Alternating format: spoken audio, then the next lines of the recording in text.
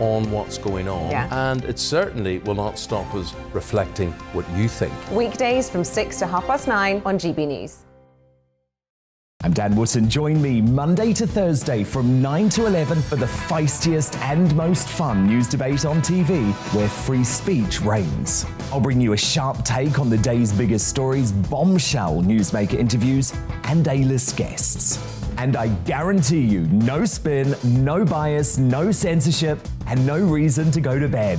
That's Dan Wootton Tonight, Monday to Thursdays from 9 on GB News.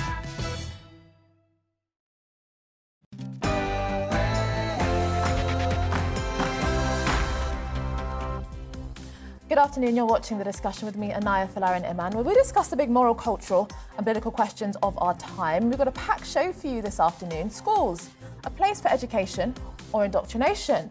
And why we've been having not as many children as before? Can foreign intervention ever be morally justified? And should politicians be getting involved in the culture wars?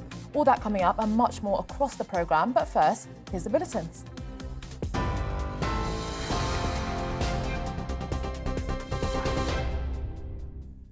Thanks, Inaya. Good afternoon. It's 3 p.m. I'm Ray Addison in the GB newsroom. Buckingham Palace has confirmed that the Queen has tested positive for COVID. In a statement, the palace said Her Majesty is experiencing mild, cold-like symptoms, but expects to carry out light duties this week. The head of state, who's 95 years old, tested positive after coming in direct contact with her eldest son and heir, the Prince of Wales, the week he had the virus. The announcement comes just a few weeks after Her Majesty reached her historic Platinum Jubilee, marking 70 years on the throne. Buckingham Palace says she will continue to receive medical attention and follow all appropriate guidelines. Royal commentator Dickie Arbiter told GB News she's obeyed the restrictions during the entire pandemic. Nobody can forget that picture of the Queen sitting in the choir stalls at St George's Chapel at the funeral of her husband, the late Prince Philip, sticking to the regulations, social distancing. So they have stuck to the rules.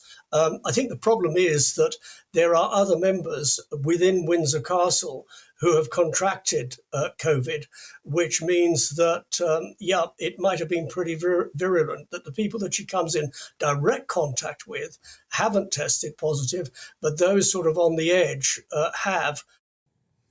Well, Grant Harold, the former royal butler to Prince Charles, Prince William and Prince Harry, explained how he felt when he heard the news.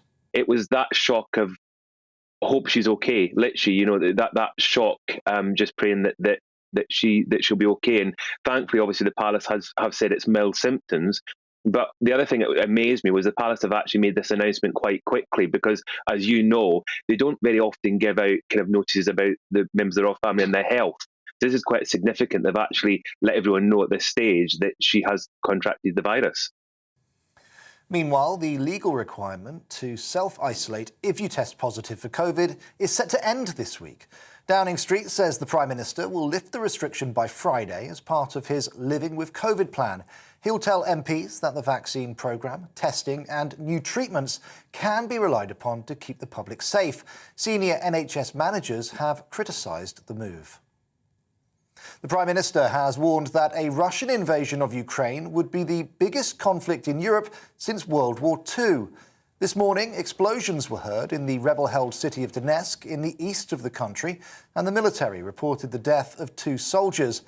President Volodymyr Zelensky called for talks with Russia's Vladimir Putin in a bid to ease tensions. Boris Johnson says if there's an incursion, the death toll could be huge. I'm afraid to say that the plan that we're seeing is for something that could be really the biggest war in Europe since 1945, in terms of sheer scale.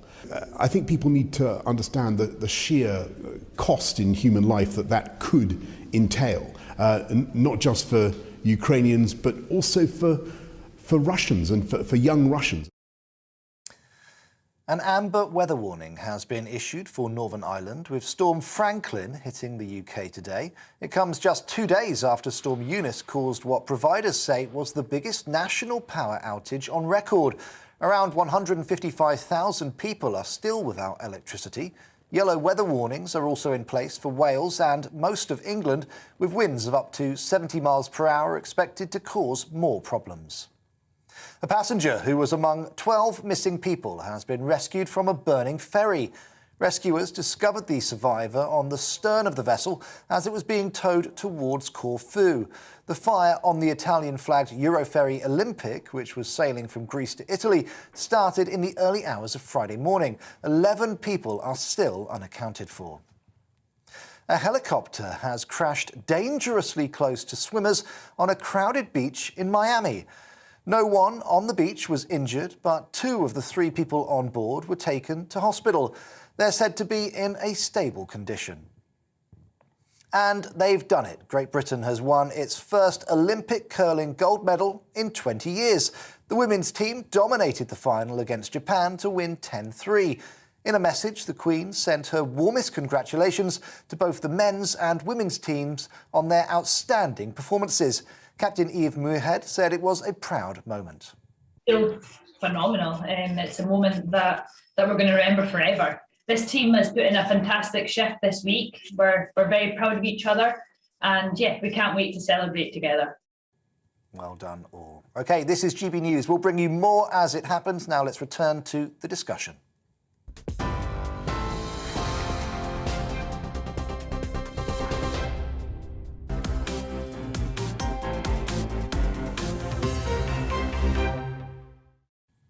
Welcome back to the discussion. Well, we'll be getting into our big discussions in just a moment, but first let's bring you the latest on a big story. Her Majesty, the Queen, has tested positive for coronavirus. We can now cross live to our GB News reporter, Ellie Costello, who is outside Windsor Castle for us now. Thank you for joining us this afternoon, Ellie. Could you just give us a bit of an update about the situation? Yes, good afternoon, Inaya. Very concerning news coming from Buckingham Palace about 2 hours ago. I'm at Windsor Castle now, and there are crowds of people gathering. I'm not sure if you can see just behind me. Many people are coming up to the news crews that are based here and asking about the Queen and her health. They're wondering how she is. There's definitely an air of concern here at Windsor Castle after the news that Her Majesty has tested positive for coronavirus. That statement came from Buckingham Palace just 2 hours ago, and it said Buckingham Palace confirms that the Queen has today tested positive for COVID. They say that Her Majesty is experiencing mild cold-like symptoms, which will be a relief to many, and it also says that they expect her to continue light duties at Windsor Castle over the coming weeks. So it's not clear exactly, Inaya, when the Queen was exposed to coronavirus. We know that she met her son Prince Charles on the 8th of February. He then tested positive for coronavirus. 2 days later, his wife, the Duchess of Cornwall, tested positive too. She is still in self-isolation, so she could have received it from, she could have picked it up from her son, Prince Charles. She could have picked it up from anybody in the Westminster bubble. There are reports that many people in the Westminster bubble have too tested positive for coronavirus. But I think what we can take from this, Naya, is the fact that these symptoms are mild. There is, of course, great concern because she is a 95-year-old, almost 96-year-old woman who was suffering with ill health before Christmas. There will be concern that she has now tested positive for coronavirus, but I think it's a significant thing to take from this statement is it's come out quickly. We know that she has tested positive today, and I think it is the palace trying to reassure us that those symptoms are mild and she will continue with light-based duties, and they want us to know that she is in the best place and receiving the best possible care. Well, thank you so much, Ellie Costello, our GB News reporter, for giving us that update. And I think many will be relieved that she is experiencing light symptoms and will be just continuing on with some light duties. But we will be making sure that we bring you an update as that story develops. The Queen, Her Majesty, has tested positive for coronavirus, and we'll be bringing you more on that. Now, this week, in other news, the Department of Education issued new guidance for schools that reminds teachers they shouldn't address political issues in a partisan way and that children should be left free to form their own views. This comes after a series of cases in which teachers were accused of having overstepped their role as educators to promote their political views. In one case, a pupil was pictured posing next to a blackboard on which the words lies, selfish and mistrust were scrambled over a picture of Boris Johnson. In another, a teacher training session called for schools to replace all gendered words like boys and miss with gender-neutral words. In Brighton and Hove, children as young as 6 are to be taught that they are not racially innocent as part of the council's so-called anti-racism strategy. This has opened up a debate about whether it is possible to teach people's values without steering them in one political direction or another. Should teachers teach values at all, or should they keep to their subject matter? Are schools veering away from education towards indoctrination? Well, joining me now to discuss this is Frank Furedi, Emeritus Professor of Sociology at the University of Kent and author of 100 Years of Identity Crisis, Culture War over Socialisation. Thank you so much for joining me this afternoon, Professor Furedi. Firstly, are you surprised about some of the recent examples that we've been hearing in the news about what some kids are being taught, seemingly partisan ideas that are deeply contested as fact? Well, you know, for some time, indoctrination has become part of the curriculum. And the thing that I've been concerned about is that a lot of teachers believe that somehow education should not be distinct from politics. And very often what you get is teachers believing that their values, their political sensibilities should be integral to their classroom performance.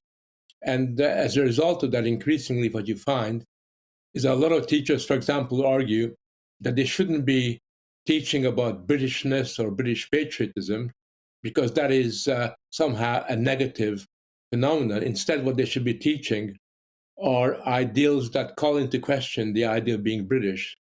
And as a result of that, increasingly what we find is that young children are told not to be proud of their nation, but instead to be ashamed of their nation's past. And that kind of sensibility often breaks into other areas. So, for example, in recent times, a lot of young children are being told that the government is bad, that somehow children should hate the Johnson administration. And in the example you use, what teachers have asked is that young people should write letters to Johnson demanding his resignation. In other words, what you're having is a situation where adult ideals are being recycled through children, which I think is a very illegitimate, almost semi-totalitarian way of manipulating childhood. And what effect do you think that this is having on young people? You mentioned a kind of alienation from the past. We often hear in relation to discussions about the kind of so-called decolonizer curriculum movement. Oftentimes, when it comes to green issues and environmentalism, we're often taught that, for example, the Industrial Revolution was potentially the source of all problems in the present day. I mean, what effect do you think this might have on young people and their sense of place and identity and belonging within society? Well, in my book, what I argue is that when you dispossess children of their past, when you make children feel ashamed of the community that they belong to, what you create is a situation that gradually becomes what we call today an identity crisis. If you no longer have any sense of place, if your community is regarded in a negative light, if you believe that your parents and their grandparents and your ancestors were somehow complicit in very negative activities, then you as a young person begin to feel almost detached from everything else that has gone beyond you. And I think one of the reasons why we have so many problems with identity, why so many kids become, in a sense, confused and disoriented as they're growing up, because their place in the world, their normal, natural place in the world, has been ripped under their feet, and they're really left with nothing other than making choices about who they really want to be. And once you are in that kind of situation, then you do necessarily, in a sense, lose the power and the strength that your community and your history gives to you. And I think that's one of the reasons why we find that so many young people going to universities perceive themselves as fragile and potentially as mentally ill. And I mean, we've seen some grassroots pushback in Brighton and also in America. There's been a kind of parents' revolt. I mean, it seems that parents are increasingly concerned about, for example, their children being socialised into values that are very different from their own and are taking a much more interventionist approach. I mean, do you support parents intervening? Because it does sometimes seem that, you know, some teachers might think actually parents should stay out of it and let, you know, the teachers do their job. But it seems that increasingly parents are thinking they have a right to know what their kids are being taught.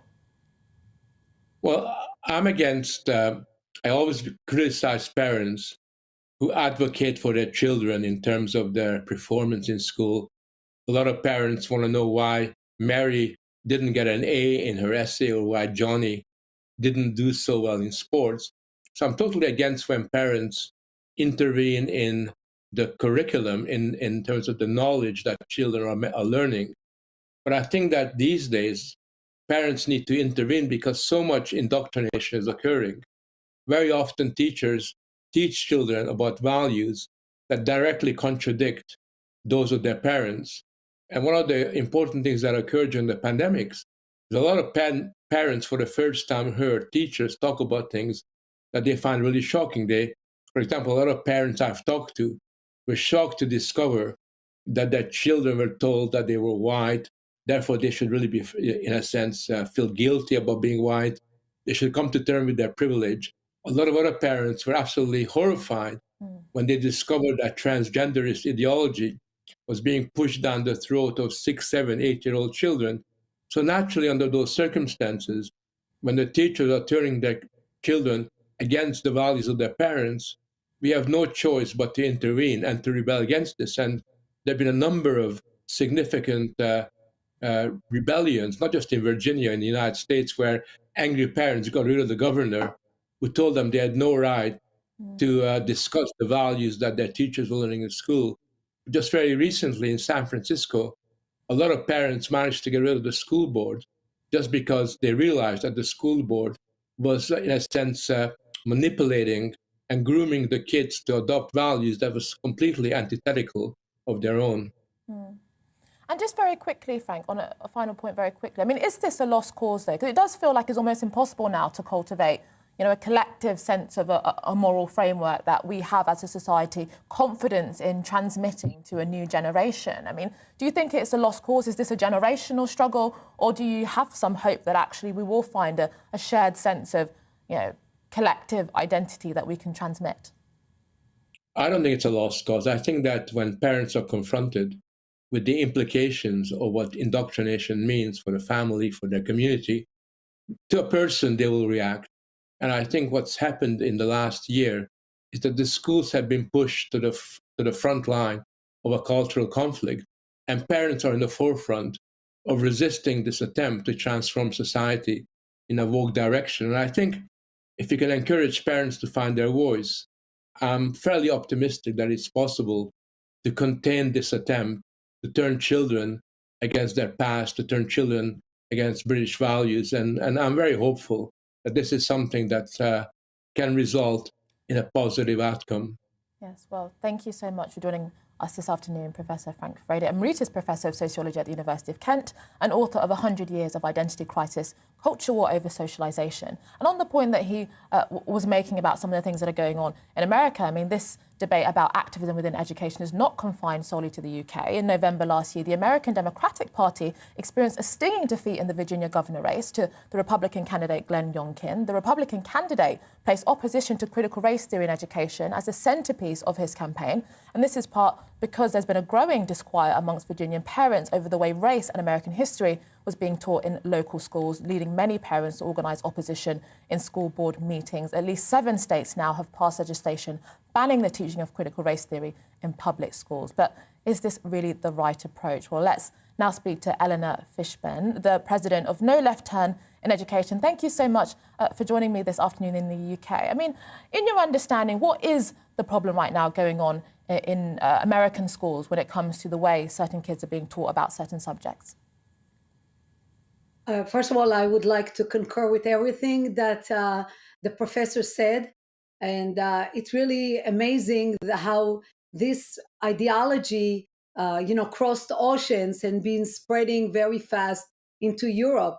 And in United States, the major issue is that the parents have been completely stripped of their role and responsibility for their children. The schools and the school system have been pushing away parents and basically thinking that the government is the one to raise our kids and that the parents had no role in the education of their children. This is really the essence of the fight of what we are experiencing all over the United States. Virginia really came to the limelight, but in fact, it has been going all over the United States. I get phone calls from all over. Everybody thinks that they are the ground zero of the fight, not only Virginia. And indeed, it's happening in California, New York, Washington, Georgia, and even in what is considered red states and red area. Everything in the United States is ground zero in that regard.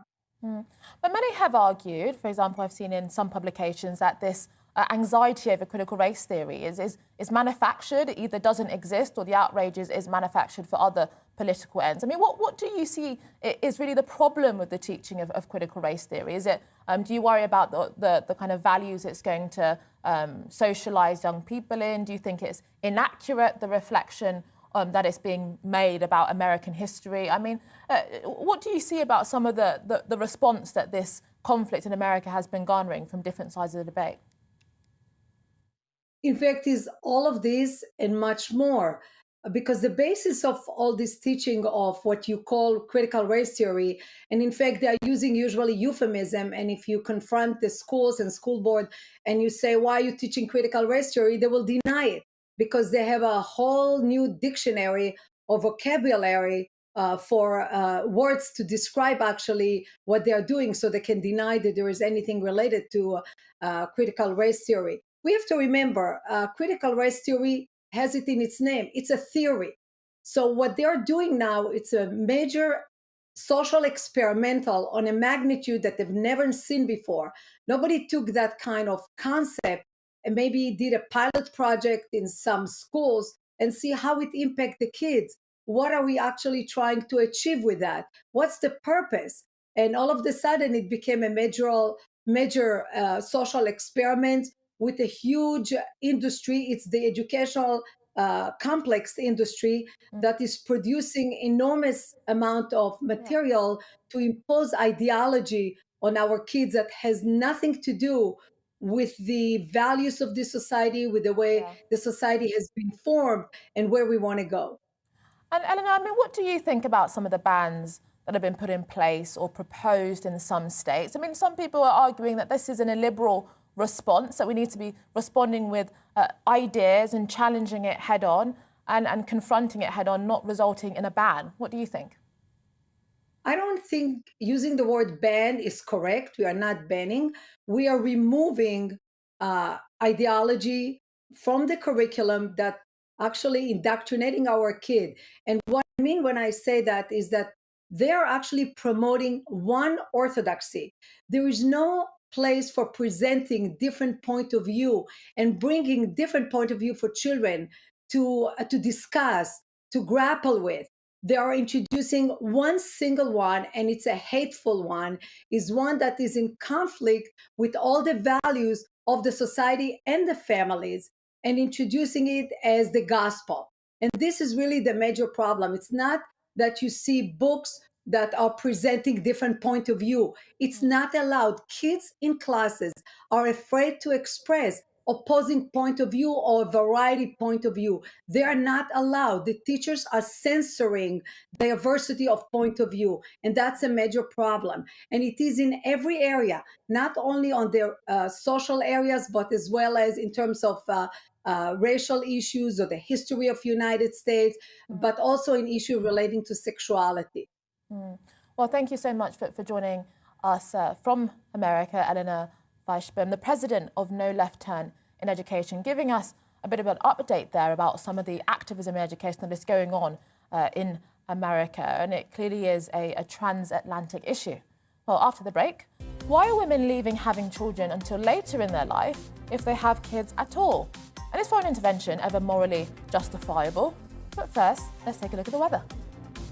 Looking ahead to this evening's weather, and the UK is looking wet and windy as Storm Franklin begins to move into the northwest. Let's take a look at the details. Zooming into the southwest, and the afternoon rain will have cleared, leaving a mix of clear spells and blustery showers. It'll be windy with gales along the coast. Across the southeast, it'll be a very wet start to the evening with some gusty winds around as well. The rain should turn more showery later on. Over to Wales now, and here we'll see plenty of showers, some of which will be wintry, especially over the mountains. Widespread gales are also likely around the coast. Let's head over to the Midlands and northwest of England, where we'll see plenty of showers this evening, with again some being rather wintry over higher ground. It'll feel chilly as well, especially in the strong winds. North East England will get a little bit of shelter from the showers, but some will make their way across the Pennines. Winds will not feel as strong here, but it will be quite chilly too. Over in Scotland, there'll be plenty of showers, with some feeling wintry at times, even at fairly lower levels. The strongest winds will be across the southwest, with gales here. Turning to Northern Ireland now, and the winds here will continue to strengthen this evening, with severe gales possible later. An amber warning will also come into force later on tonight. OK, over tonight, Storm Franklin will continue with plenty of showers, very strong winds, especially across the northwest of the country. That's how the weather is shaping up overnight into tomorrow.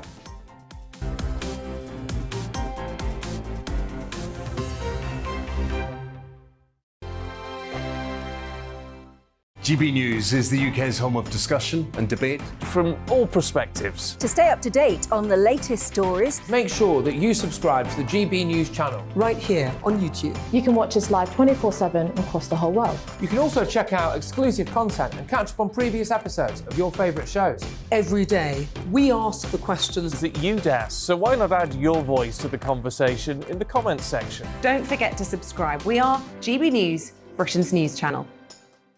Every night at 11 on GB News, we bring you the next day's stories the day before. It's basically like time travel.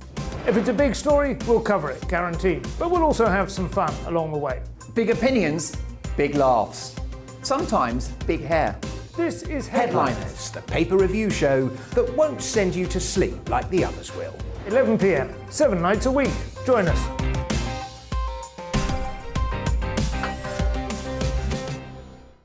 Hello there, I'm Eamon Holmes. And I'm Isabel Webster.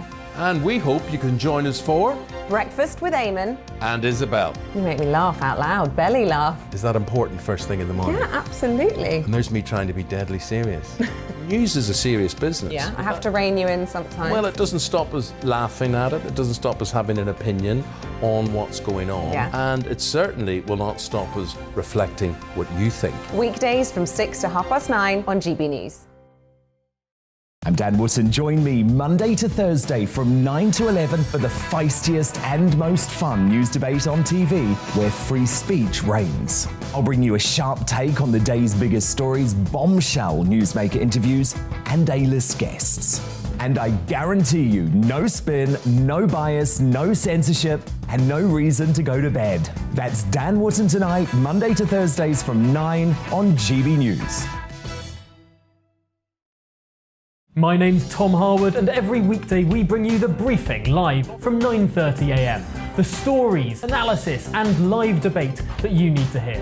Quite right, Tom, of course. Was this something that had been considered at all? Difficult to answer. Gas-guzzling helicopters circling. Noise is being made here. Joe Biden walking out. Thank you very much for joining us. Don't miss it. The Briefing with me, Tom Harwood, Monday to Friday, 9:30 a.m. on GB News. Join me, Gloria De Piero, Monday to Thursday at noon for The Briefing. We go to the parts of Parliament that you won't see elsewhere.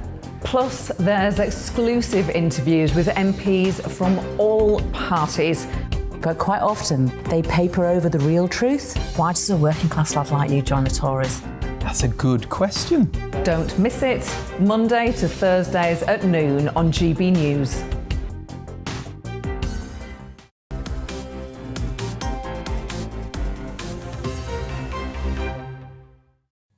Welcome back to the discussion.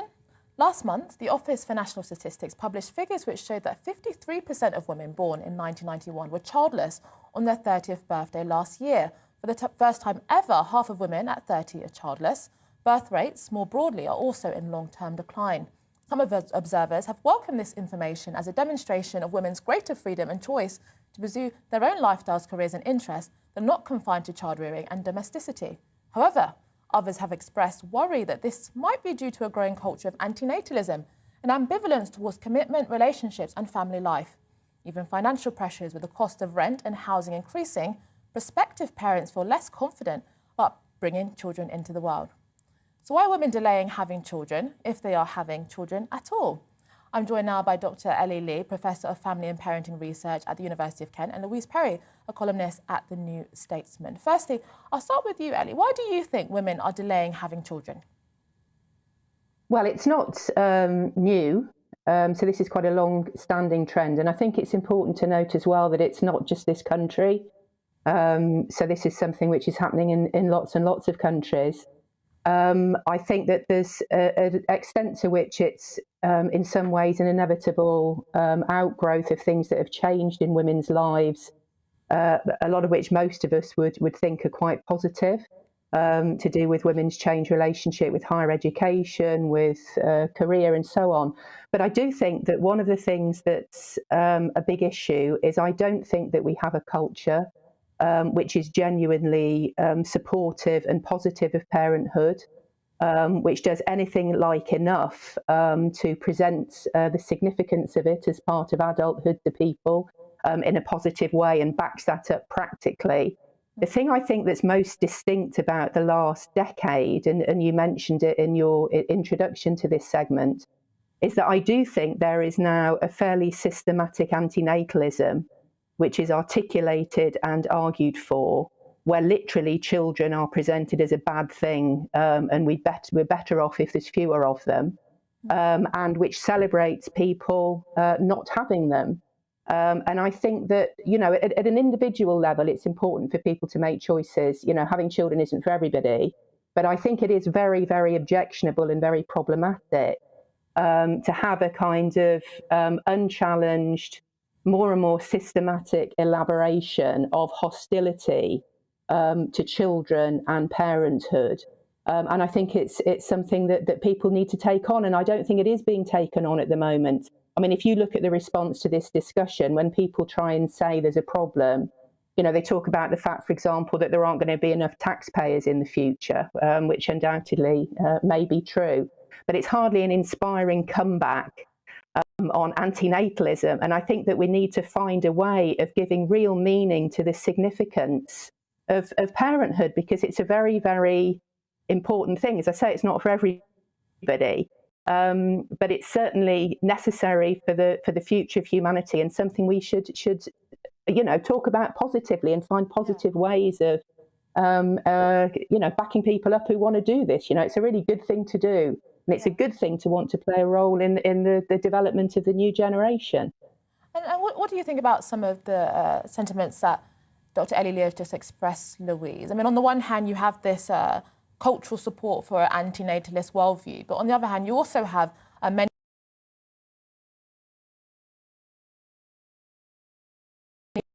and finding a partner. So there doesn't seem to be much kind of cultural, economic and political support for actually young women or young people in general having children. Yeah, I believe I agree with every word that Ellie just said. Extremely well put. Yeah, I mean, I think there's a complicated confluence of factors, and it's important to remember that this isn't unique to the UK.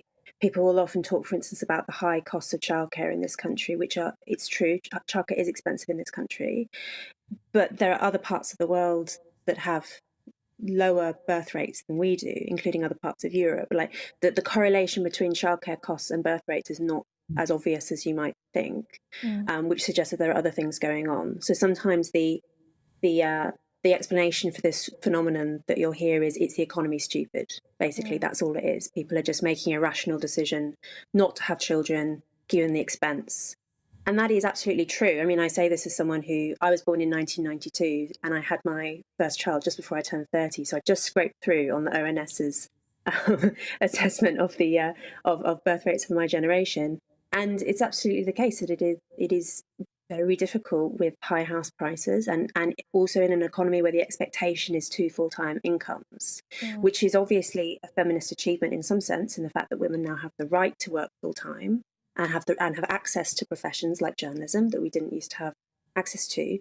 But it does also mean that it's that much more difficult to negotiate family life around work life, because you need one person at least to be constantly with a baby until they go to school. This is just the reality of parenting. And so either one of you does that yourself, or you fit your part-time hours together, which is very, very difficult. put in many workplaces that don't permit flexible working, or you employ someone else to do it for you, which is very expensive. So the fact is, it is economically challenging, but I think more than that, there is a network effect when it comes to having children or not having children, where if you have someone close to you, a friend or a sister or whatever, who has a baby, you are much more likely to have a baby yourself. And similarly, if people around you are not having babies, you're much less likely to have a baby yourself. So you end up with this kind of acceleration of the trend as childlessness or coming to parenthood later in life becomes more and more normalised. And the thing is that actually, if you ask women, the vast majority of women and men too will say that they do want to have a baby at some point. It's quite rare actually to have people who are dead against having children at any stage in their lives. The problem is that in order for it to happen, you have to have everything sort of lining up. You have to find a partner at the right time. Your fertility has to come good. And all of this is unfortunately not lining up for enough people. And I think it is really tragic that there are people who would love to become parents and never end up doing so because of their circumstances. And also, I mean, Louise, you've kind of written about pornography and dating and things like that. Do you think that the commodification or even the way in which a lot of intimacy and relationships and sex is now filtered through technology is a factor in maybe a resistance to commitment, a resistance to relationships? Do you buy that argument at all?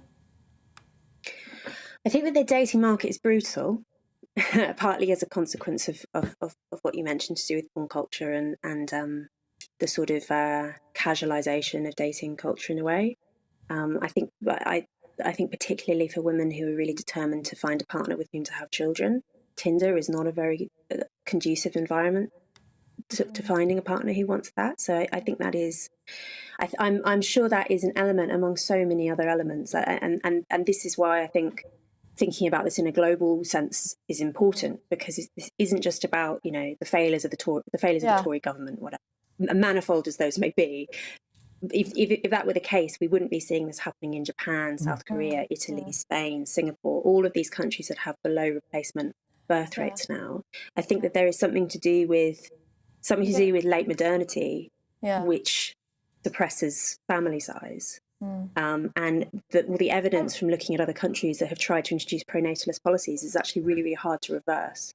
Well, I'm really sorry, Dr. Ellie Lee and also Louise Berg. We're going to have to cut this short because we have to go to the break, but I really would like to revisit this really important subject. So hopefully we can bring you both back to spend much more time on this, because I think it's really important and very, very interesting. So that was Dr. Ellie Lee, Professor of Family and Parenting Research at the University of Kent, and Louise Perry, columnist at the New Statesman. Coming up, is foreign intervention ever morally justifiable? And should politicians be getting involved in the culture wars? Much more after the bulletins.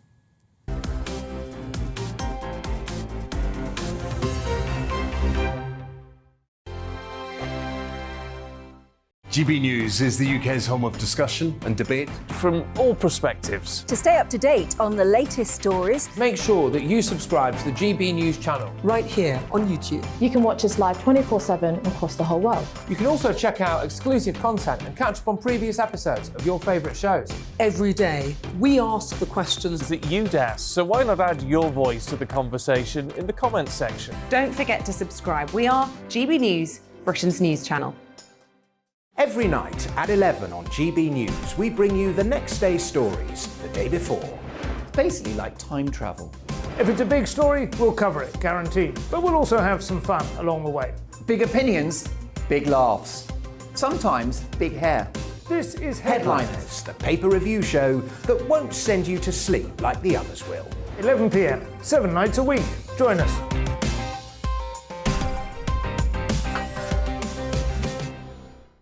Hello there, I'm Eamon Holmes. And I'm Isabel Webster. And we hope you can join us for Breakfast with Eamon and Isabel. You make me laugh out loud, belly laugh. Is that important first thing in the morning? Yeah, absolutely. And there's me trying to be deadly serious. News is a serious business. Yeah, I have to rein you in sometimes. Well, it doesn't stop us laughing at it. It doesn't stop us having an opinion on what's going on. Yeah. And it certainly will not stop us reflecting what you think. Weekdays from 6 to 9:30 on GB News. I'm Dan Wootton. Join me Monday to Thursday from 9 to 11 for the feistiest and most fun news debate on TV, where free speech reigns. I'll bring you a sharp take on the day's biggest stories, bombshell newsmaker interviews, and A-list guests. And I guarantee you, no spin, no bias, no censorship, and no reason to go to bed. That's Dan Wootton Tonight, Monday to Thursdays from 9 on GB News.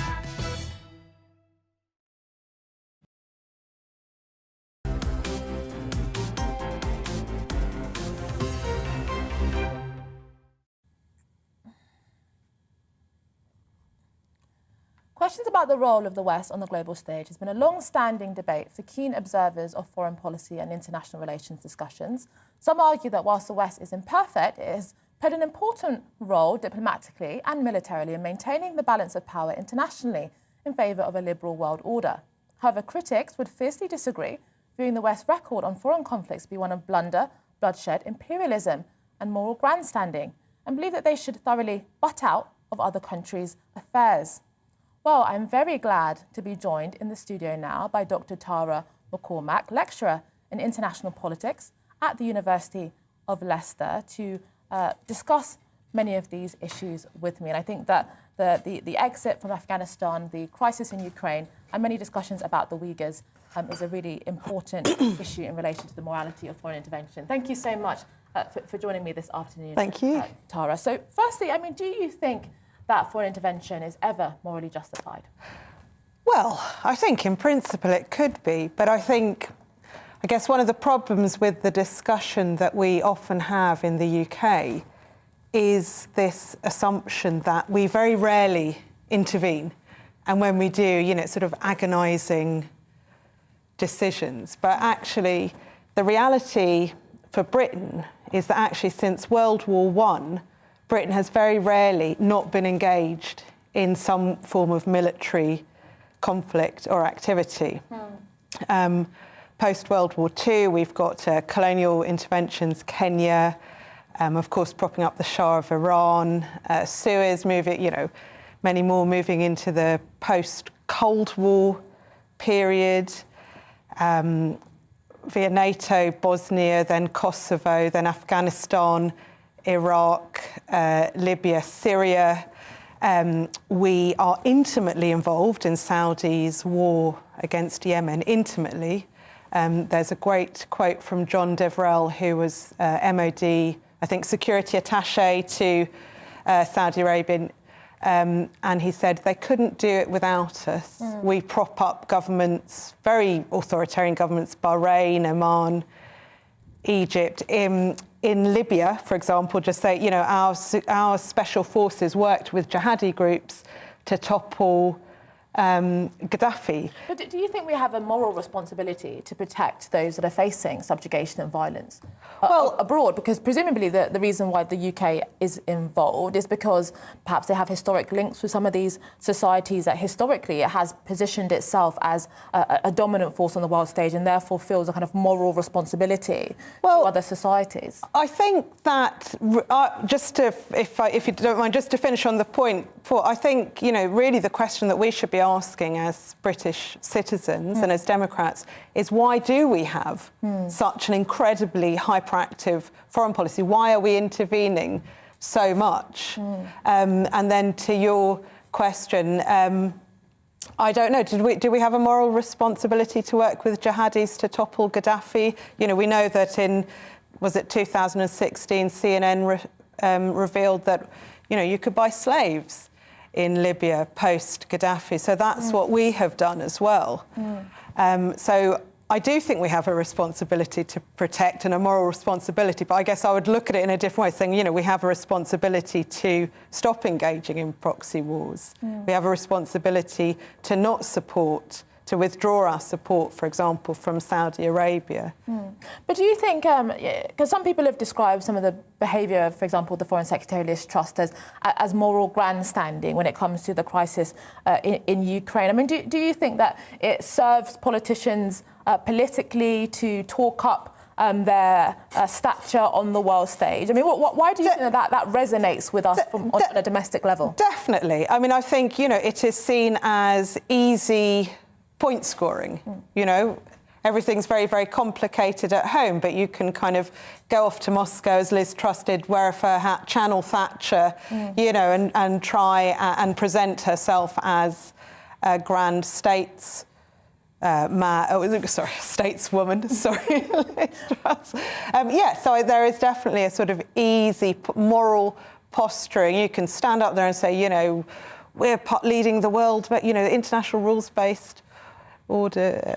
Yeah, but do you not buy it at all? Because obviously there's a perhaps argument for the moral grandstanding, but what about the reality? So, for example, you know, we all have the internet now, we all have television, and we see these images of people fleeing from violence, and it does pull on your heartstrings, especially in light of perhaps Britain's historic colonial relationship. So, in that sense, do you not think that actually we are right to do something? Well, no, because I think for many of the big recent foreign policy crisis, you know, it's Libya involved in making those worse from the start. But do we always know that, though? Because, for example, some people might say, yeah, they tried to stop a massacre in Benghazi, and if we didn't do something, then actually it would have been much worse. So perhaps we've intervened to prevent something much worse from happening. Well, I guess, yeah, of course, that is possible. But there was a very good House of Commons Foreign Affairs Committee report that came out in 2016, which really sort of went through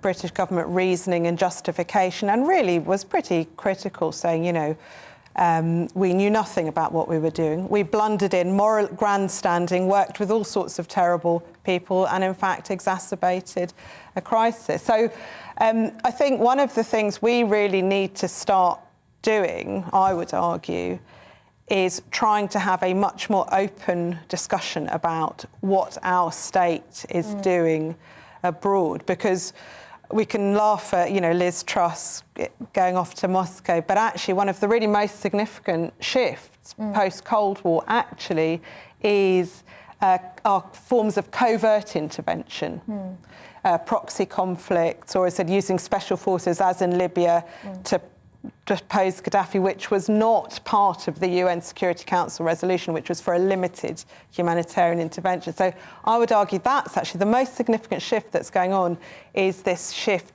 to using covert methods to intervene. People would push back and say that actually we have an ascendant China, and actually, if we do not position ourselves as authoritative and willing to militarily intervene, that the balance of power will be shifted in favour of essentially a communist dictatorship, and that would be bad for the world as a whole. So what do you think about the kind of balance of power argument that is necessary to maintain it in favour of the liberal world order?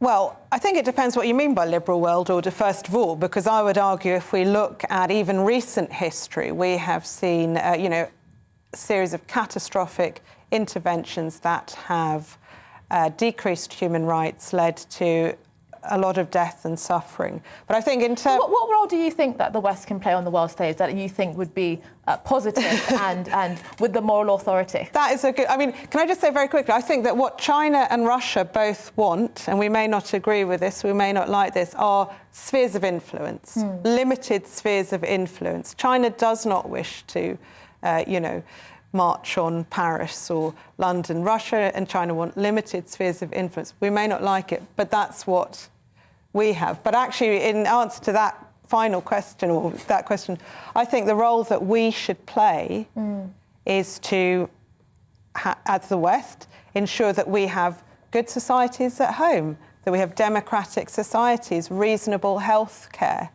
reasonable education for our children. That is the role that the West should play, and that should be looking to our own societies. Well, thank you very much for joining me this afternoon. I think, you know, I'm sure there's many different sides of the debate, and I think it is very important to hear, because I think, just before we end, just very quickly, I think it is very interesting that we've had Keir Starmer, the leader of the Labour Party, essentially say that he fully backs NATO. And we increasingly no longer hear that perhaps principled anti-imperialist position when it comes to these discussions on foreign policy. Would you?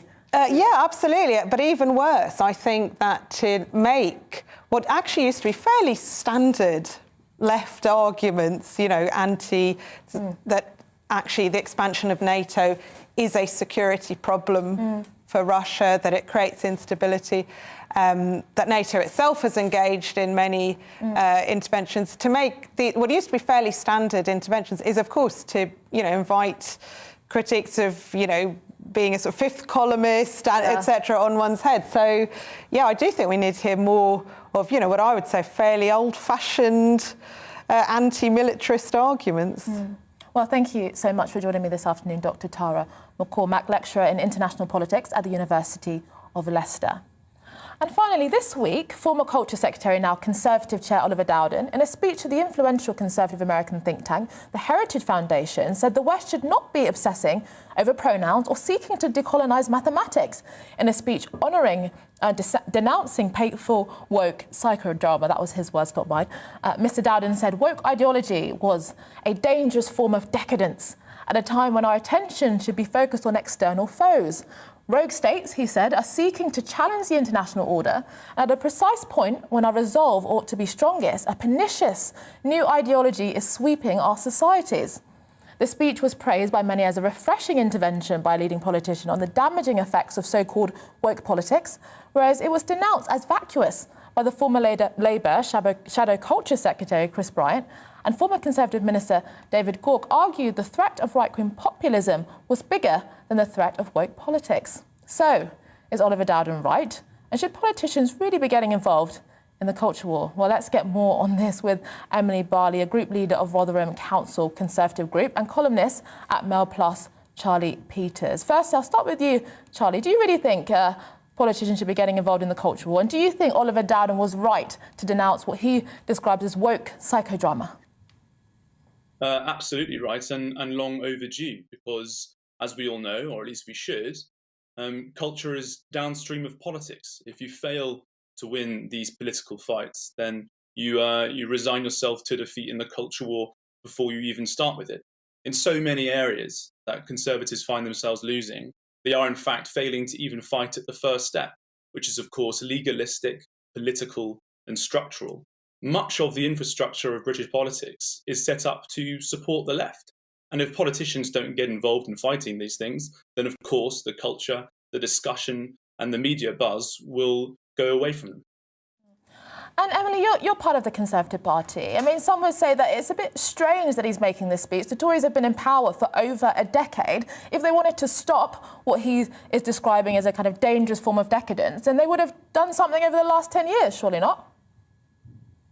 I mean, that kind of assumes that the government is all-powerful, and we know that's not the case in this country. We've got a very large public sector and various other organisations, independent media, all the rest of it, that means, culture and society is not controlled by the government, as it shouldn't be. That's absolutely right. I agree with Charlie that we absolutely need politicians to intervene in this debate. Here in Rotherham, we've seen the consequences of allowing this kind of woke ideology to just run free. We had the authorities in this area turned a blind eye and felt really unable to call out what was happening in Rotherham in terms of child sexual exploitation and, girls being groomed and trafficked and raped, and all kinds of horrendous things were happening in Rotherham because, in part, the authorities were afraid of being accused of being racist. So we need to be really, really careful that we don't allow this kind of thinking to dominate the debate and society.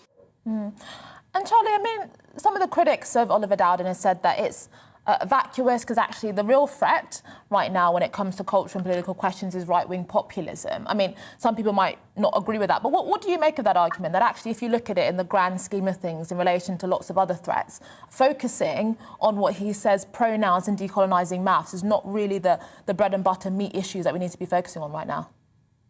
Well, I wish that right-wing populism was dominating the culture war, because that's the side I'm fighting for, and we certainly aren't. We are on the losing side enormously. I mean, in the last few years, if we think about the race debate and the gender debate that's taken over, are right-wing populists winning these fights? Absolutely not, especially on the question of race. And now Conservatives argue relentlessly against equality and diversity mandates, and they try and win these arguments in the battle of ideas, and they seem to think that the route to victory in the culture war is discussion.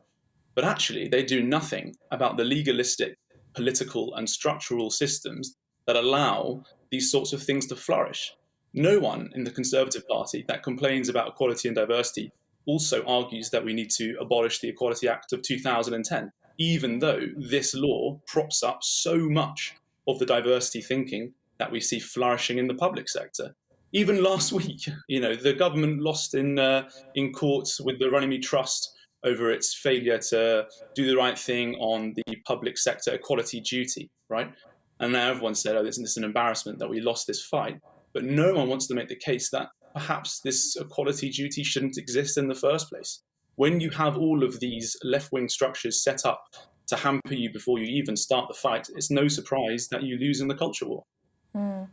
And finally, Emily, I mean, we've got a cost of living crisis right now, and you mentioned grooming gangs, which I think, on GB News that we've covered quite a lot, and we undoubtedly think it's a really important issue. But aren't there a kind of complex range of reasons involved in many of those issues? And when we focus on what some might say superficial issues like decolonising the curriculum pronouns, that's actually quite divisive in actually confronting head-on the issues that you talk about. Because Oliver Dowden didn't mention that issue. He talked about pronouns.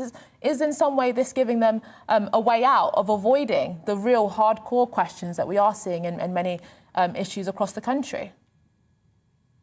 Yeah, I think that both sides of this debate often sidestep sort of the real issues, and they're kind of neglecting the bits that actually really matter, where the harm is, where people are suffering. But both of those things, the pronouns, all of this stuff, the conversation about the far right, all of this, it is, I think, quite extremist. Yeah. And I think we need more common sense in the debate and more middle ground and more moderation. And that's the part that's really lacking. And if politicians avoid getting involved, then we don't have that moderation. So we're missing out on that. I am also concerned that on both sides, that it is sometimes a bit of a distraction technique. Let's talk about the culture wars and avoid all of that other stuff. So there's a fine balance to strike, I think, but we're not quite getting it right for sure at the moment. Thank you so much, Emily Barley, Group Leader of the Rotherham Council Conservative Group, and Charlie Peters, columnist at Mail Plus. That's all from us on the discussion. And by the way, if you have any big moral, cultural, political questions that you think that we should be exploring, please get in touch on Twitter or email us, gbviews@gbnews.uk. In the meantime, see you at the same time next week. And up next, Sana Queer. Looking ahead to this evening's weather, and the UK is looking wet and windy as Storm Franklin begins to move into the northwest. Let's take a look at the details. Zooming into the southwest, and the afternoon rain will have cleared, leaving a mix of clear spells and blustery showers. It'll be windy with gales along the coasts. Across the southeast, it'll be a very wet start to the evening with some gusty winds around as well. The rain should turn more showery later on. Over to Wales now, and here we'll see plenty of showers.